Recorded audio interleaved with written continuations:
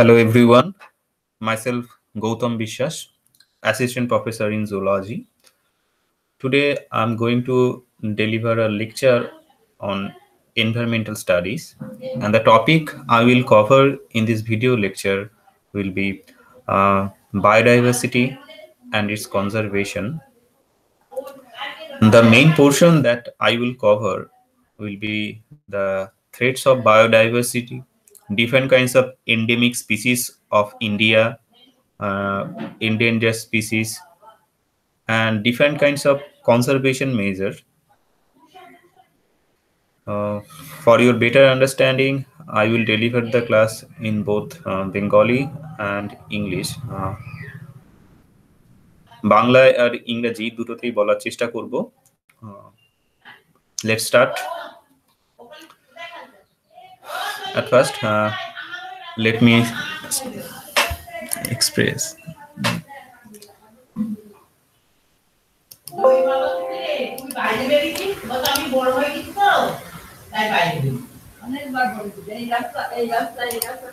And please ignore the ambient noises because we live in a crowded place, so there may be some ambient noises that will bother you in hearing. So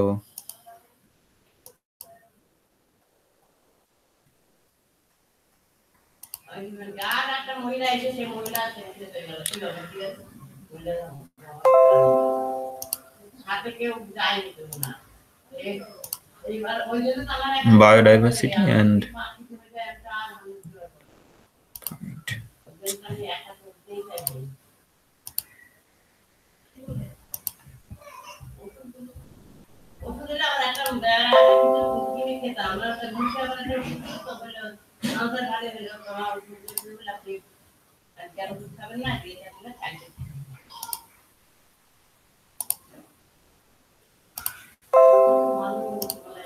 so,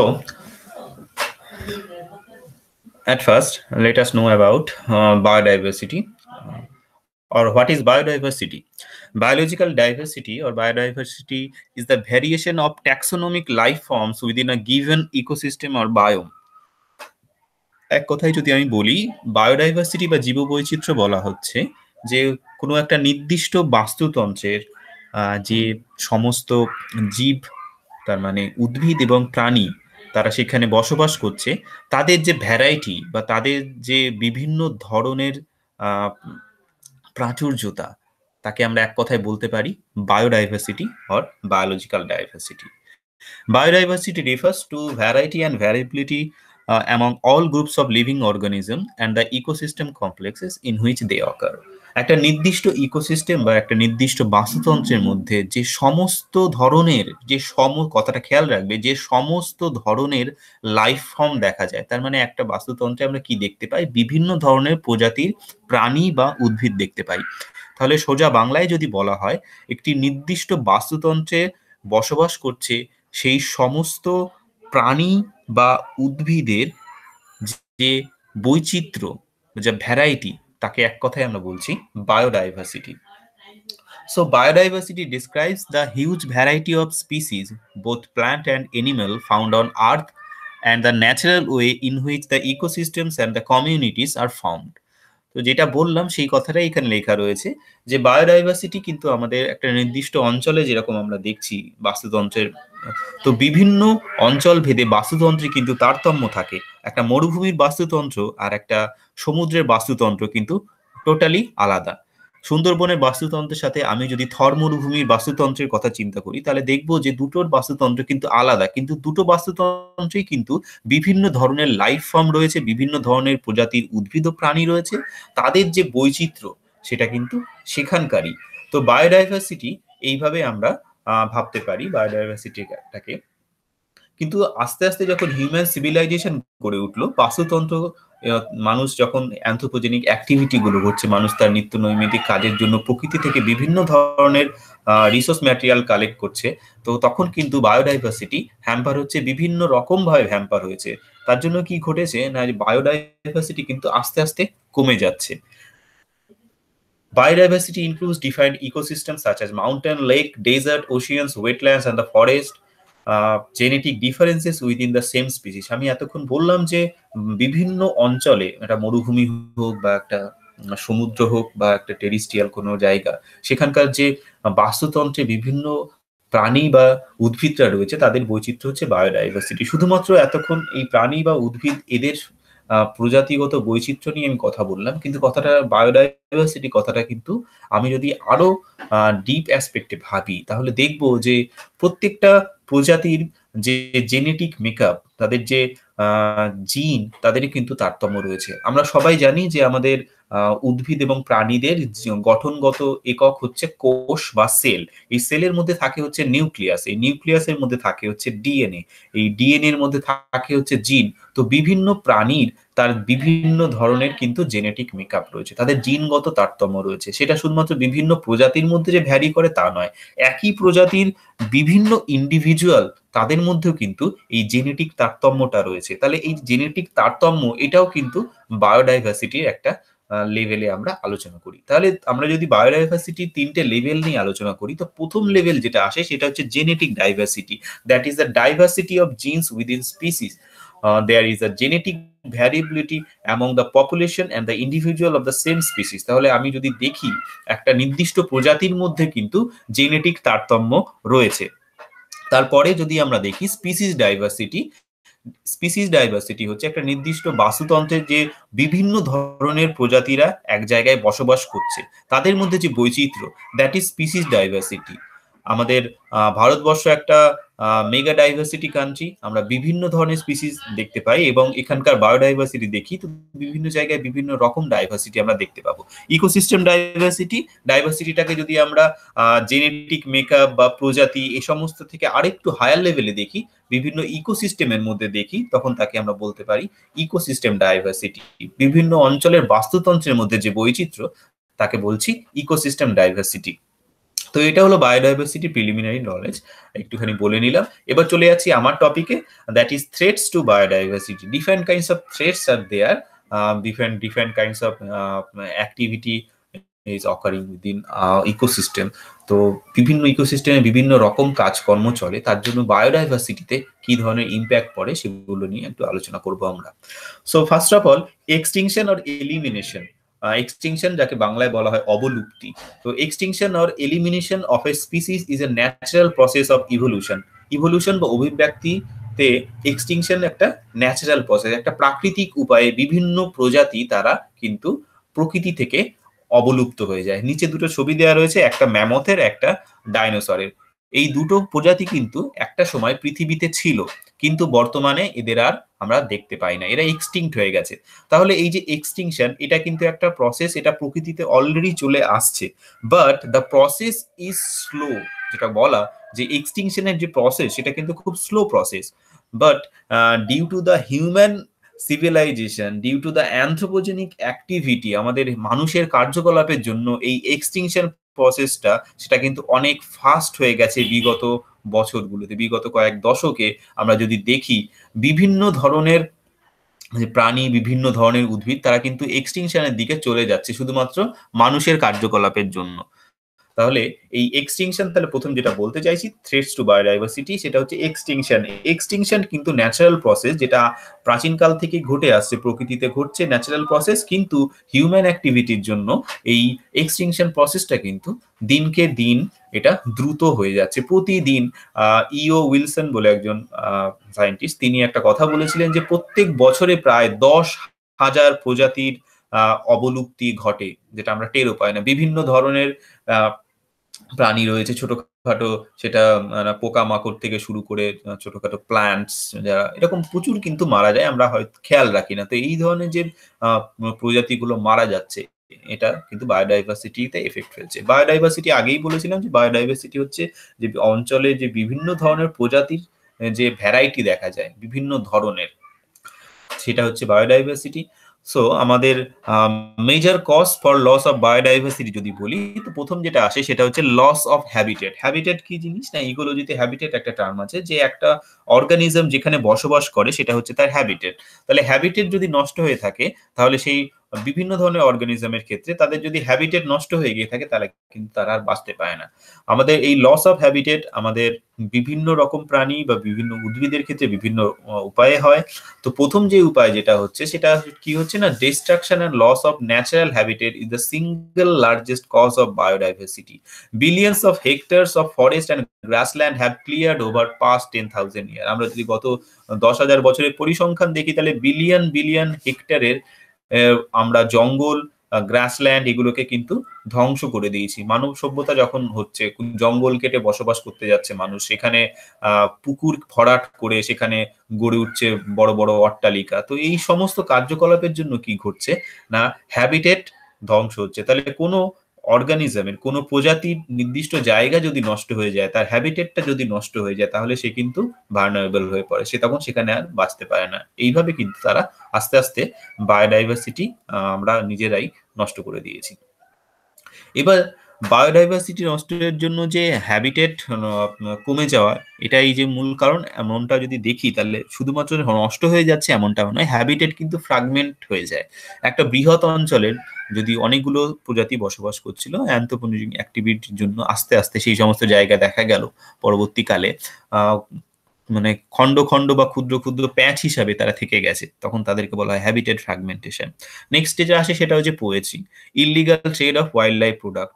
মানুষ কি করেছে, তাদের নিজের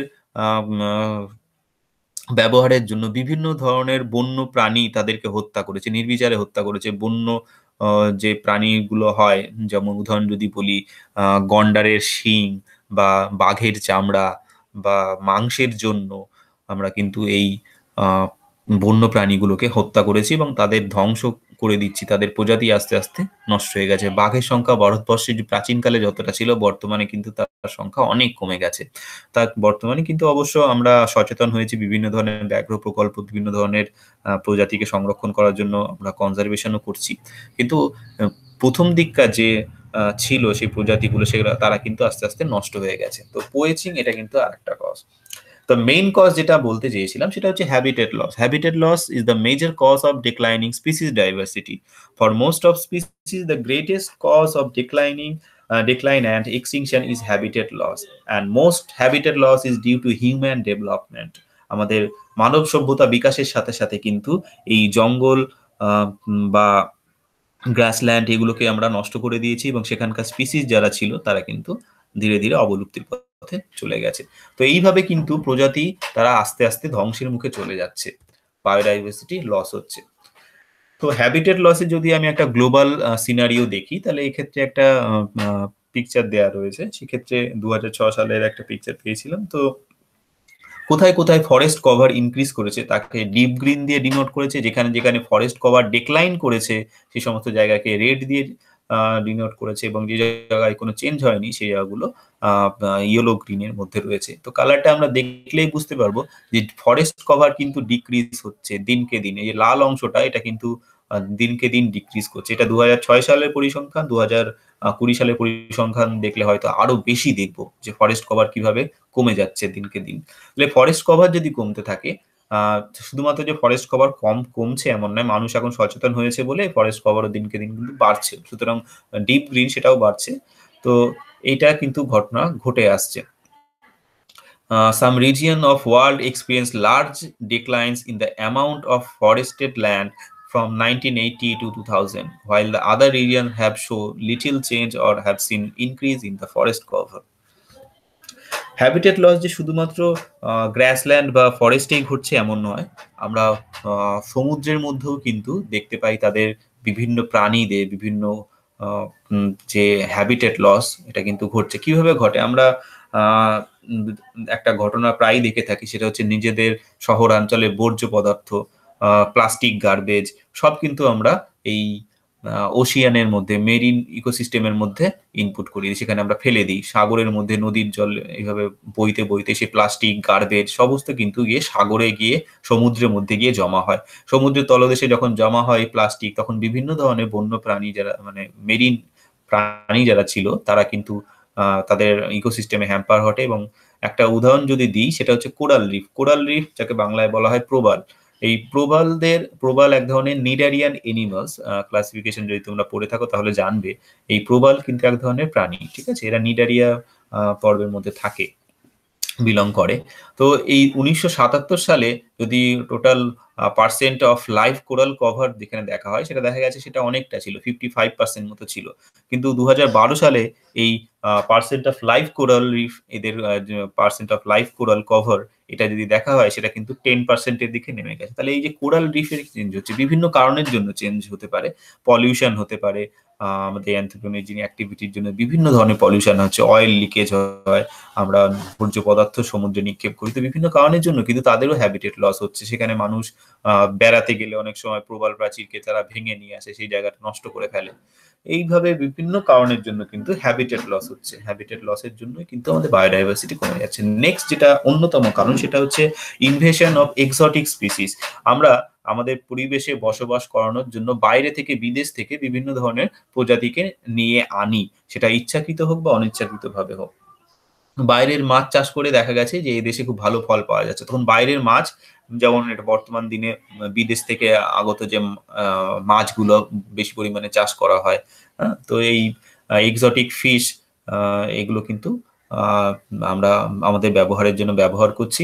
তার জন্য কি ঘটছে না, ঘটছে যেটা সেটা হচ্ছে এখানকার যে নেটিভ স্পিসিস, যারা কিন্তু হিস্টোরিক্যাল রেঞ্জ থেকে এই জায়গাতেই থেকে গেছে, মানে একটা ঐতিহাসিক যুগ থেকে তারা একটা নির্দিষ্ট স্থানে বসবাস করতো, সেই স্থানে যদি বাইরে থেকে কোনো এক্সোটিক স্পিসিস এসে বসবাস শুরু করে এবং সে যখন সেখানে ব্রিড করছে, সেখানে তার সংখ্যা বাড়িয়ে তুলছে, তখন কিন্তু নেটিভ স্পিসিসদের উপর একটা ইম্প্যাক্ট পড়ে।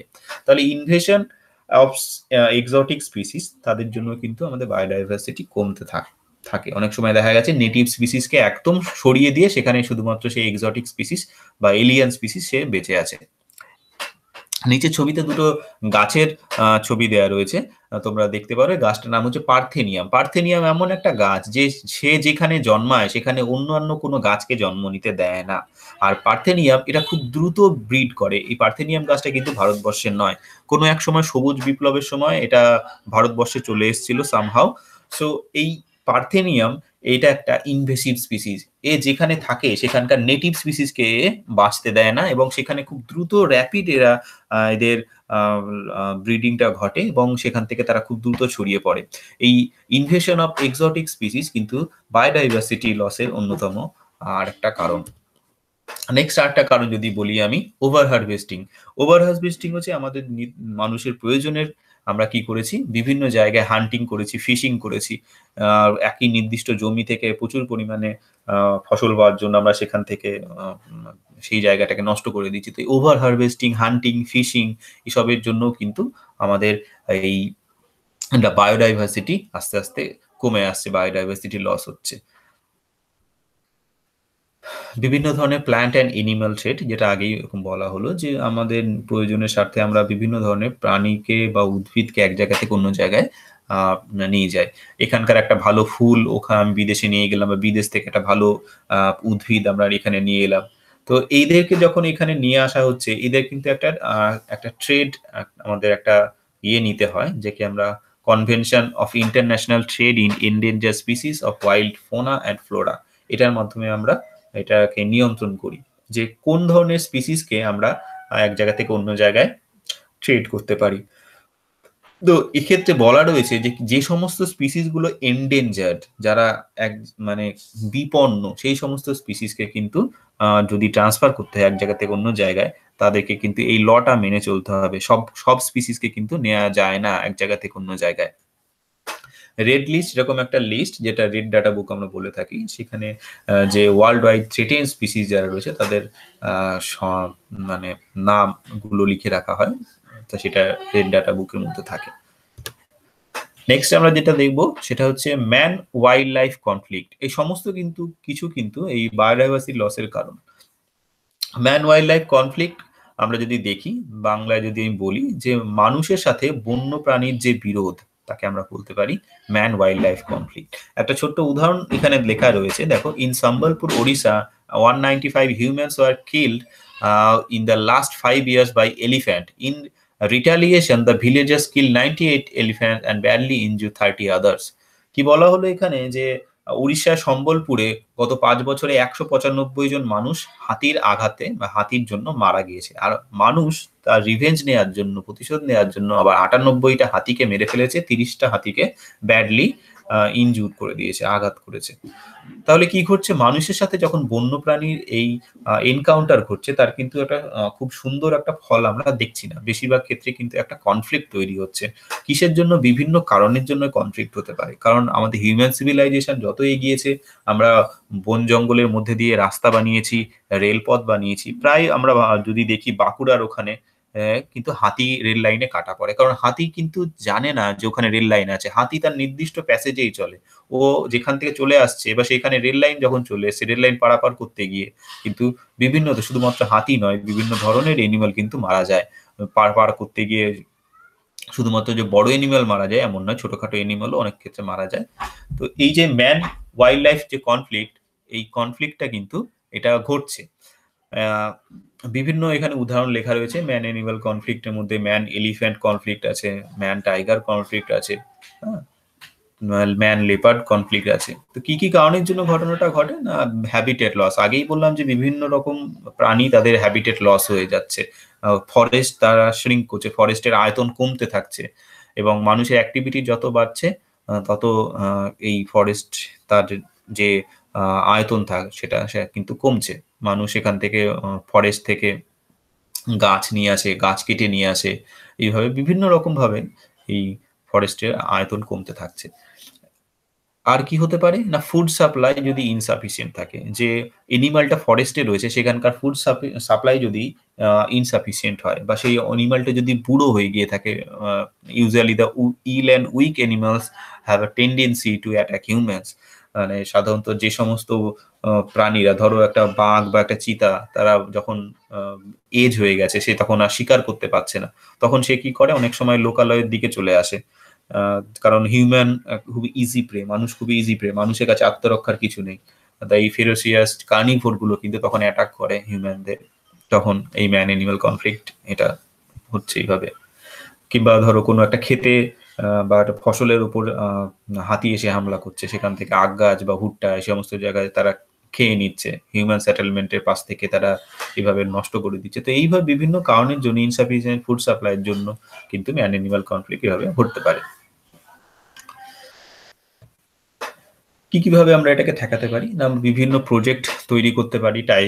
টাইগার কনজারভেশন প্রজেক্ট এটা করা হয়েছিল।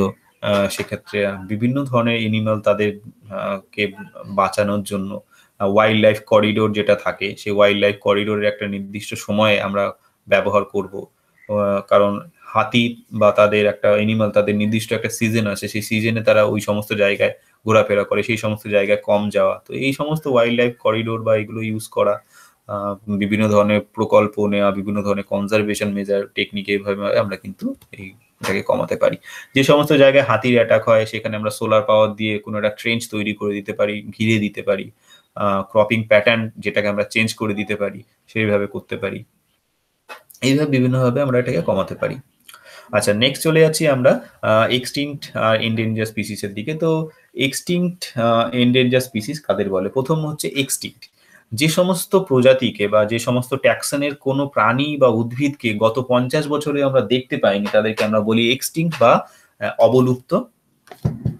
তাহলে এই ক্যাটাগরিতে কারা আসছে? না, যারা হচ্ছে শেষ সদস্য, যাকে আমরা দেখতে পাই না। উদাহরণ দিয়ে বলতে পারি আমরা, একটা হচ্ছে ডোডো।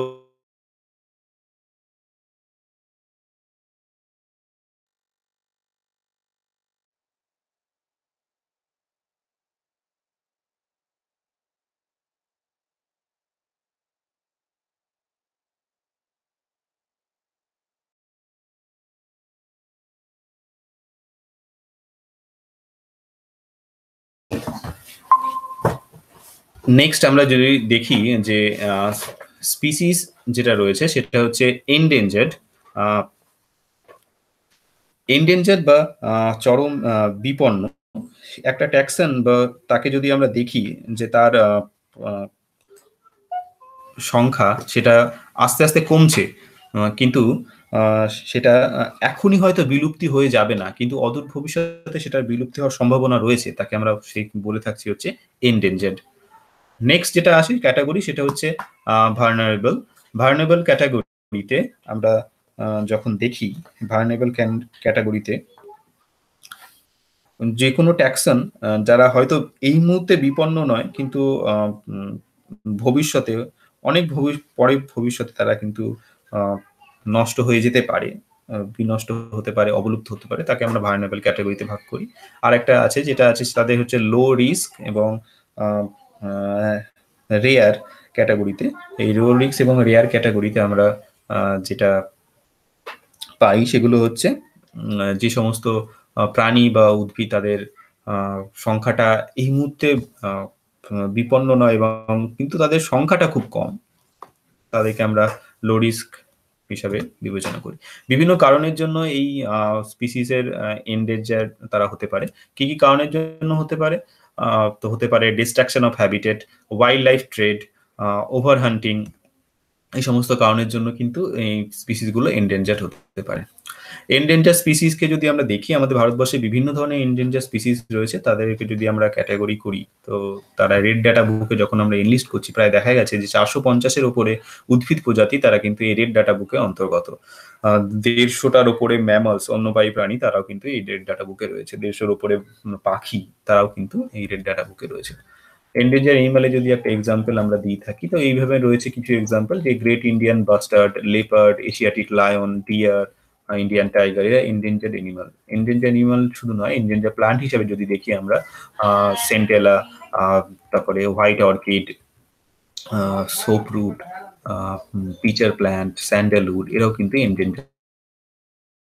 এখানে কতগুলো লিস্ট আছে। রেপটাইলস এর মধ্যে ঘড়িয়াল, green sea turtle, tortoise, python. Birds এর মধ্যে peacock, red horn, Indian hornbill, Siberian white crane. কার্নিভোরদের মধ্যে Indian wolf, red fox, sloth bear, red panda, এই সমস্ত কিছু কিন্তু এন্ডেঞ্জার্ড। প্রাইমেসদের মধ্যে hoolock gibbon, lion tail macaque, Nilgiri langur. তো এর সমস্ত কিছু কিন্তু এন্ডেঞ্জার্ড এনিমালদের মধ্যে পড়ছে। এন্ডেমিক স্পিসিস, এন্ডেমিক স্পিসিস কাদেরকে বলা হয় না, এন্ডেমিক স্পিসিস হচ্ছে সেই সমস্ত স্পিসিস যারা কিন্তু সেই জায়গাতেই সীমাবদ্ধ, সেইখানেই পাওয়া যায়।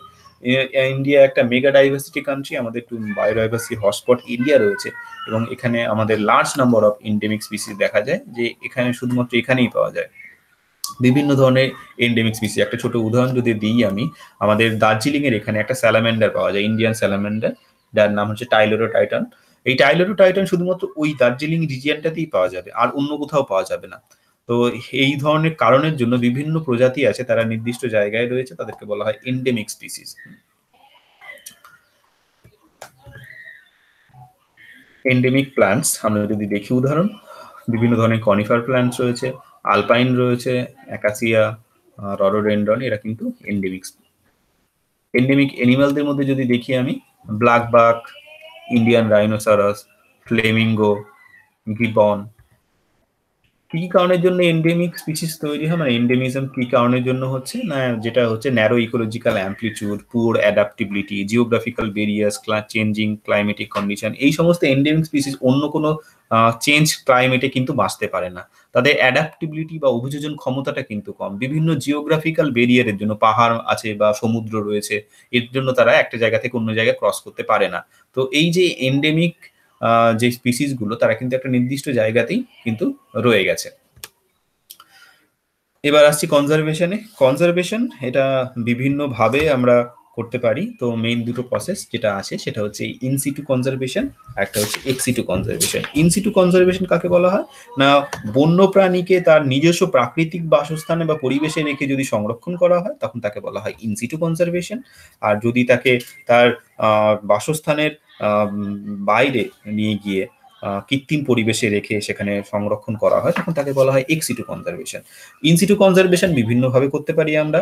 একটা রয়েছে, সেটা হচ্ছে national park, sanctuary, reserve forest.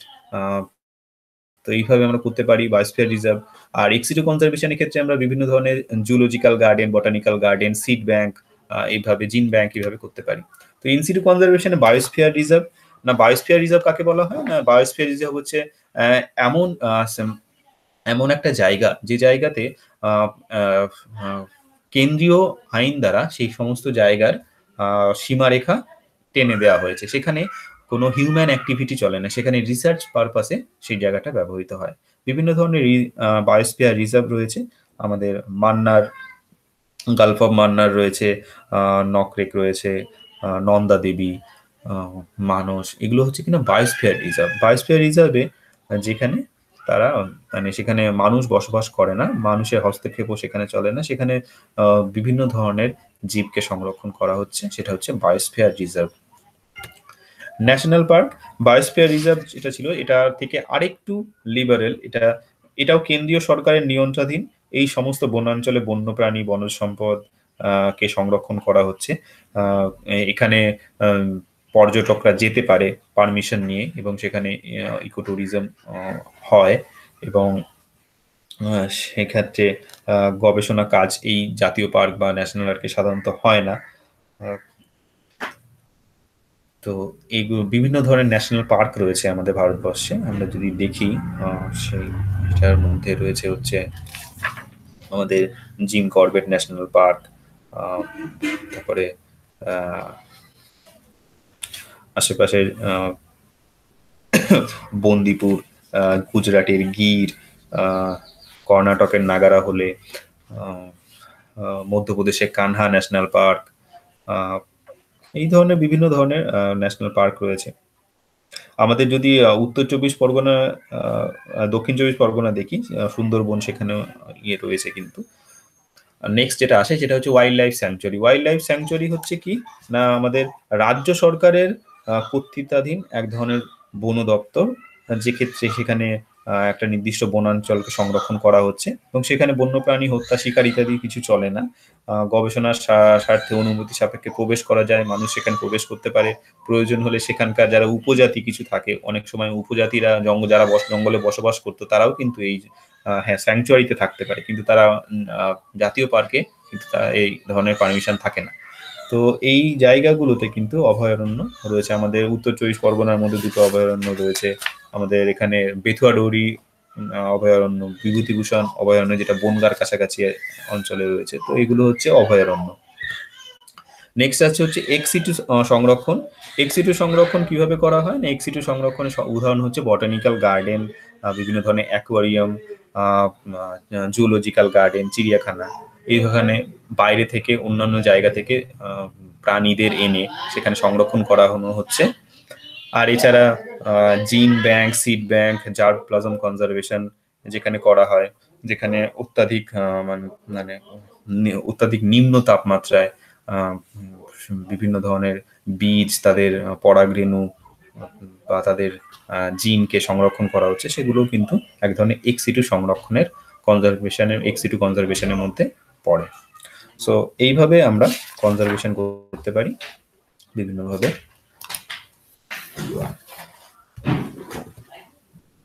So thank you, আজকের ক্লাসটা এই পর্যন্তই থাকলো।